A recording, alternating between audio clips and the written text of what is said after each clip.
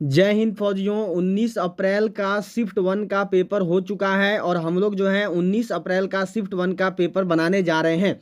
19 अप्रैल shift 1 के paper में जो भी सवाल पूछे गए हैं वो सारे सवाल करेंगे। आर्मी परीक्षा ओरिजिनल पेपर बनाएंगे। जो भी 19 अप्रैल को शिफ्ट 1 में सवाल आया हुआ है सारे सवाल को देखने वाले हैं।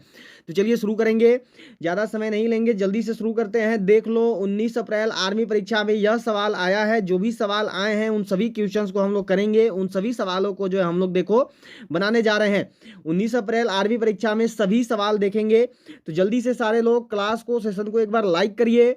सभी लोग शेयर कर दीजिएगा, जितना ज़्यादा दोस्तों तक अपना शेयर कर सकते हैं। और सभी लोग चैनल को सब्सक्राइब करके बेल आइकन को ऑल पर जरूर सेट कर लेंगे और हर एक अपने दोस्त तक शेयर जरूर कर लेंगे। चलिए, क्वेश्चन नंबर 1 देखो क्या है आपका। यहाँ पर दिया हुआ था कि डक शब्द का संबंध किस खेल से है। With which sport is the term duck associated. शतरंज, हॉकी, फुटबॉल या फिर क्रिकेट। जो डक शब्द है ये किस खेल से संबंधित है।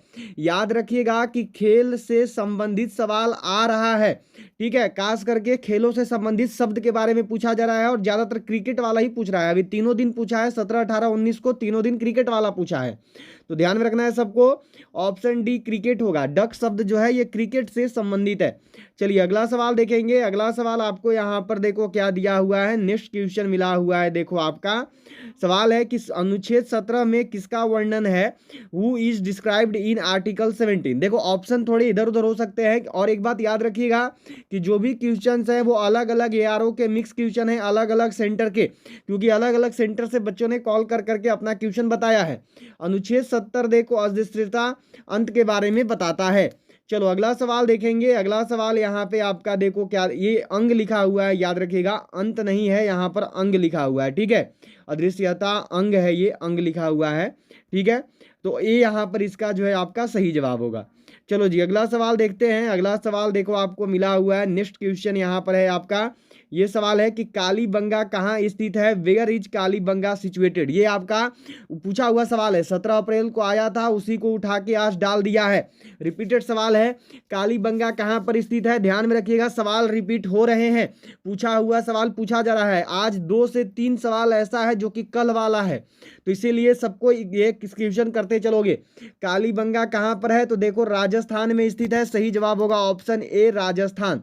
अगला सवाल है देखो यहाँ पे आपका। नेक्स्ट क्वेश्चन आपको क्या मिला है। भारत में कितने शास्त्रीय भाषाएं हैं। How many classical languages are there in India. 4, 5, 6 या फिर 9। भारत में कुल कितनी शास्त्रीय भाषाएं हैं, सही जवाब क्या है। चलिए जल्दी से आंसर करेंगे और सबको बताएंगे। भारत में कुल कितनी शास्त्रीय भाषाएं हैं, तो यह देखो 6 हैं। सही जवाब होगा ऑप्शन सी 6। चलिए अगला सवाल करते हैं। नेक्स्ट क्वेश्चन देखो यहाँ पर आपको दिया गया है। अगला सवाल क्या मिला हुआ है, देखो आपको क्वेश्चन है कि वरुण युद्ध अभ्यास भारत और किसके बीच हुआ था।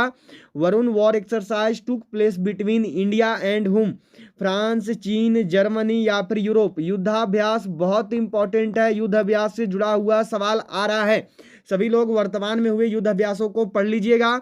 वरुण युद्ध अभ्यास भारत और किसके किसके बीच में हुआ, तो यह देखो भारत और फ्रांस के बीच में हुआ है। सही जवाब है ऑप्शन ए यहाँ पे। चलो अगला सवाल देखो आपसे क्या पूछा गया। ये सवाल मैंने आपको बहुत बार करवाया है। भारत में कितने ज्योतिर्लिंग हैं। How many jyotirlingas are there in India. 12, 15, 30 या फिर 16। भारत में कुल कितने ज्योतिर्लिंग हैं, इंडिया में कुल कितना ज्योतिर्लिंग है, सही जवाब क्या है। तो भारत में जितने ज्योतिर्लिंग हैं, सही जवाब क्या है, तो ये है ऑप्शन ए 12। भारत में देखो कुल 12 ज्योतिर्लिंग हैं। भारत में कुल 12 ज्योतिर्लिंग उपस्थित हैं।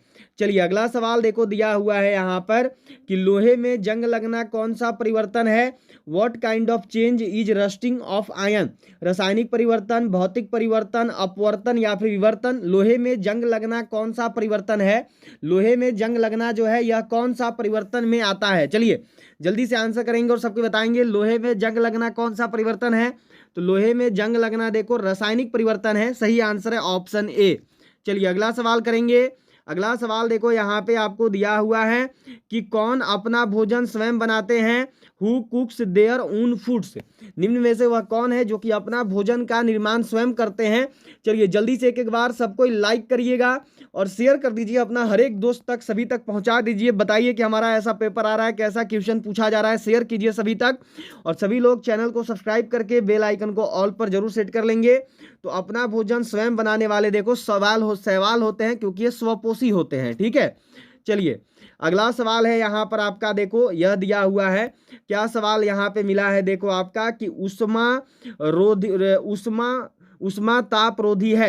It is high heat resistant. कोयला, पत्थर, कागज, लकड़ी, निम्न में से क्या है जो कि उष्मा ताप रोधी है। निम्न में से उष्मा ताप रोधी कौन होता है। चलिए जल्दी से आंसर करेंगे और सबको बताएंगे निम्न में से उष्मा ताप रोधी क्या है। तो जो उष्मा ताप रोधी है यह देखो लकड़ी है। सही जवाब है आपका ऑप्शन डी। चलिए अगला सवाल यहाँ पर है, देखो आपका ये आपको दिया हुआ है, स्टैच्यू ऑफ यूनिटी कहाँ है। Where is the statue of unity. Orissa, Madhya Pradesh, Gujarat या फिर केरल। स्टैच्यू ऑफ यूनिटी कहाँ पर है। जो स्टैच्यू ऑफ यूनिटी है ये कौन से राज्य में स्थित है। बहुत इजी सवाल है, लगभग हर बार आप सबने बनाया है, मैंने भी आपको बहुत बार करवाया। तो स्टैच्यू ऑफ यूनिटी कहाँ पर है। तो जो स्टैच्यू ऑफ यूनिटी है यह देखो आपका गुजरात में स्थित है। सही जवाब होगा इसका ऑप्शन ए। चलिए अगला सवाल करेंगे। अगला सवाल देखो आपको यहाँ पे दिया हुआ है, नेक्स्ट क्वेश्चन है कि कौन सा काइक का उदाहरण है। Which of the is an example of काइक फैक्टर। क्या होगा। तो इसका उदाहरण देखो पत्तियां होती हैं, अलग अलग चीजें होती है। देखो ऑप्शन जैसा बच्चों ने बताया है उसके अनुसार है, अलग अलग ऑप्शन हो सकता है क्योंकि सभी का अलग अलग आया था और सभी ने अलग अलग फोन करके बताया है, इस वजह से अलग अलग ऑप्शन आपके हो सकते हैं। चलो जी अगला सवाल देखो यहाँ पर क्या दिया हुआ है कि रक्त के अशुद्धिकरण को शुद्ध करता है। Purifies of impurity of the blood. Kidney, मुख, फेफड़ा, डीम है नन ऑफ दिस। बहुत बार आपको ये वाला सवाल करवाया हुआ है। चलिए जल्दी से सारे लोग जवाब देंगे और बताएंगे रक्त के अशुद्धिकरण को शुद्ध कौन करता है। रक्त के अशुद्धियों को शुद्ध किसके द्वारा किया जाता है। तो यह देखो किडनी करता है। सही जवाब होगा ऑप्शन ए। चलिए अगला सवाल करते हैं। नेक्स्ट क्वेश्चन देखो यहाँ पर है आपका। अगला सवाल देखो दिया है कि वायु में किसे आग नहीं लगती। Who does not feel fire in the air. वायु में जो है किसको आग नहीं लगेगा। सही जवाब क्या है। वायु में जो है किसको आग नहीं लगता है। लकड़ी को, पत्थर को, कागज को। डी में है नन ऑफ दिस। वायु में किसे आग नहीं लगेगी। तो सही जवाब है ऑप्शन बी पत्थर। पत्थर को जो है देखो वायु में आग नहीं लगती है। चलिए हो गया यहाँ पे। अगले सवाल पे चलते हैं। अगला सवाल देखो यहाँ पर आपको क्या दिया गया था। अगला सवाल मिला है कि प्रिज्म में गुजरने पर प्रकाश कितने रंगों में बट जाता है। तो याद रखिएगा प्रिज्म से गुजरने पर प्रकाश 7 रंगों में बटता है। इसके समूह को विबग्योर बोलते हैं। सबको नोट कर लेना, पूछा जा सकता है क्योंकि कल से लगातार आ रहा है। विबग्योर होता है, ठीक है। ये नीचे ऐसे क्रम में आएगा, VIBG के बाद होगा यहाँ पर Y, फिर होगा O, फिर होगा R, ठीक है।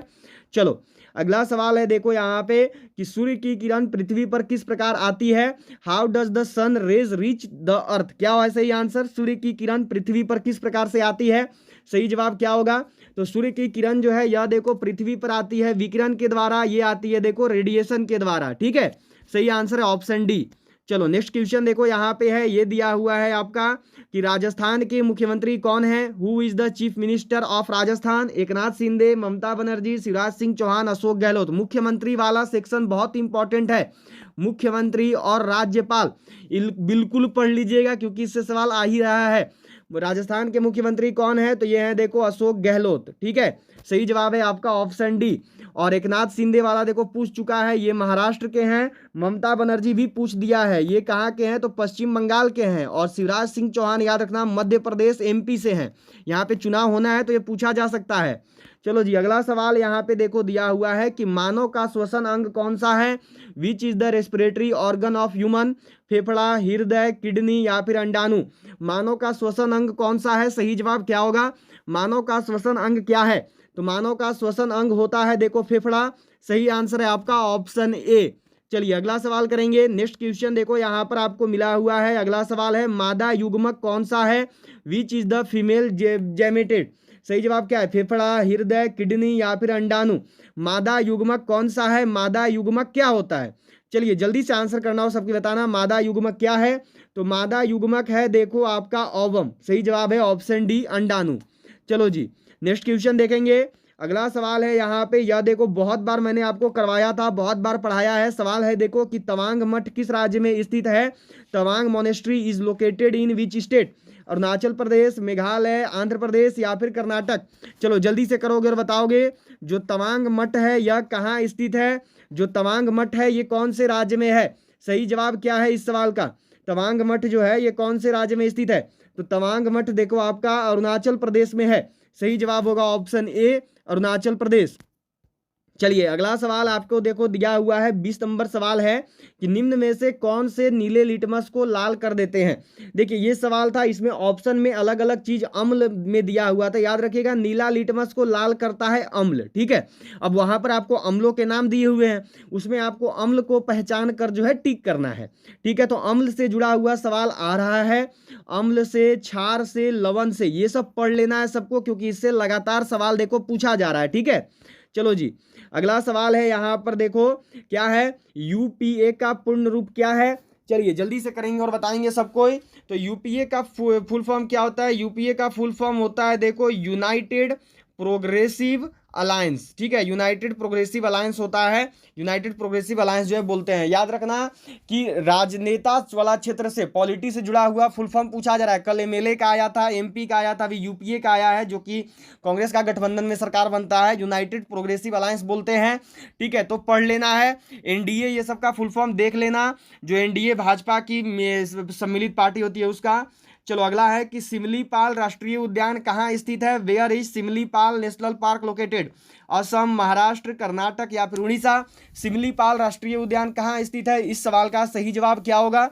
सिमलीपाल राष्ट्रीय उद्यान कहाँ पर है? तो यह देखो उड़ीसा में है। सही जवाब है आपका ऑप्शन डी, उड़ीसा। चलो जी अगला सवाल यहाँ पे आपके सामने है, देखो नेक्स्ट क्वेश्चन आपको क्या दिया गया है कि समतल दर्पण द्वारा बना प्रतिबिंब कौन सा होता है? What is the image formed by a plane mirror? समतल दर्पण द्वारा बना हुआ प्रतिबिंब कैसा होता है, कौन सा होता है? इस सवाल का सही जवाब क्या होगा? तो समतल दर्पण द्वारा बना हुआ जो प्रतिबिंब है यह देखो आभासी एवं सीधा होता है, वर्चुअल एवं डायरेक्ट होता है।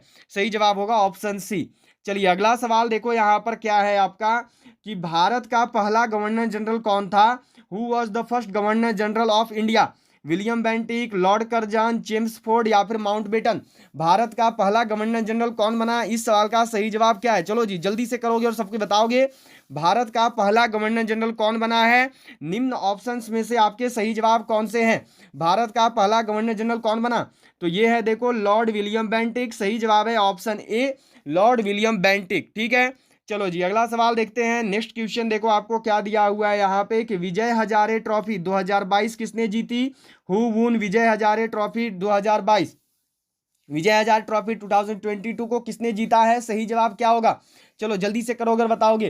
तो विजय हजारे ट्रॉफी जीता किसने है? तो ये जीता है देखो सौराष्ट्र ने, ठीक है। मैं पहले भी बोल रहा हूं कि क्रिकेट से जुड़ा हुआ सवाल आ रहा है, क्रिकेट से जुड़ा हुआ शब्द, क्रिकेट से जुड़ा हुआ रिसेंट का सवाल पूछा जा रहा है। सभी को क्रिकेट से जुड़े हुए सवाल अभी महत्वपूर्ण वाले देख लेने हैं नजदीक के। चलो जी अगला सवाल है यहाँ पे कि वल्लभ भाई पटेल को सरदार की उपाधि किसने दी? Who give the title of Sardar to Vallabh Bhai Patel? Vallabh Bhai Patel को सरदार किसने कहा? वल्लभ भाई पटेल जी को सरदार किसके द्वारा कहा गया? चलिए जल्दी से जवाब देंगे और सबके बताएंगे। वल्लभ भाई पटेल को सरदार किसने बोला?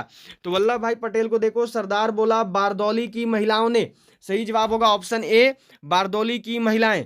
चलिए अगला सवाल यहाँ पे देखो आपको दिया हुआ है। नेक्स्ट क्वेश्चन क्या मिला है कि संतोष ट्रॉफी का संबंध किससे है?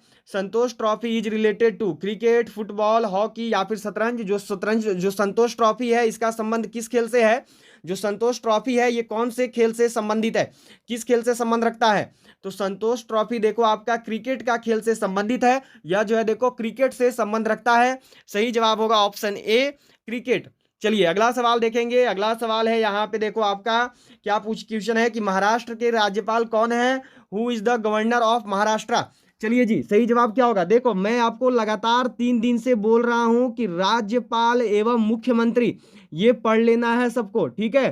तो जिन्होंने भी पढ़ा है उनको मालूम होगा। चलो इसका जवाब जरा आप सब दो और बताओ, ये होमवर्क रहेगा अभी के लिए। इसका जवाब कमेंट बॉक्स में सबको ही को करना और बताना है महाराष्ट्र के राज्यपाल कौन है, ठीक है। चलो जी अगला सवाल यहाँ पे देखो मिला हुआ था आपको कि अम्ल का स्वाद कैसा होता है? What does acid taste like? कल पूछा था क्षार का स्वाद कैसा होता है, बेस का।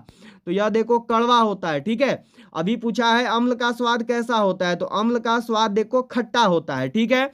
चलिए जी अगला सवाल करेंगे। 30 नंबर सवाल है देखो आपके सामने यहाँ पर कि लोकसभा के पहले अध्यक्ष कौन थे। Who was the first speaker of Lok Sabha. Lok Sabha के पहला अध्यक्ष कौन बने, चलिए जल्दी से जवाब देना है और सबको बताना है।